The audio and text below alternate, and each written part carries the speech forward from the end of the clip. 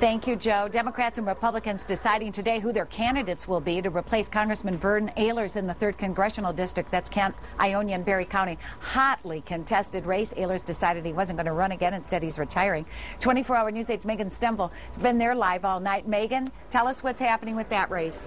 Yeah, State Representative Justin Amash just declaring victory over some hot contention from Kentwood former Mayor Bill Hardeman, as well as local businessman Steve Heacock. Now, he just declared victory right here, him and his lovely family here, thanking his contributors and his volunteers. He said that his work as a state representative, of transparency, limited government, as well as individual liberties. That message resonated with this district, and he attributes those positive messages to his success tonight. Now, when I spoke with Amash just a few minutes ago, he did tell me that he is ready to take on front runner over on the Democratic side of the ticket in the general election, Pat Miles. My colleague Ann Schieber covering that side of the ticket for us. Let's head out to her live. Well, I'm with some very happy people tonight, supporters of Pat Miles who are emboldened. Pat Miles here behind me, thanking his supporters.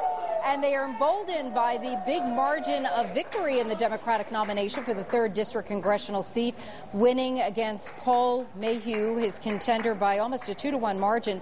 Now, Miles, who announced his candidacy in March, an attorney, Harvard Law School grad who's been practicing law in his hometown of Grand Rapids since the early 90s. Miles now focused on November and squaring off with Justin Amash. It's been decades since West Michigan has sent a Democrat to Congress, the last in 1974 after Watergate. I asked him what he thought his party's chances are now, given the area's conservative roots, the big coffers behind Amash, and the anti-government sentiment with the Tea Party campaigns. I wouldn't be running if I wasn't absolutely convinced that this district is a moderate district.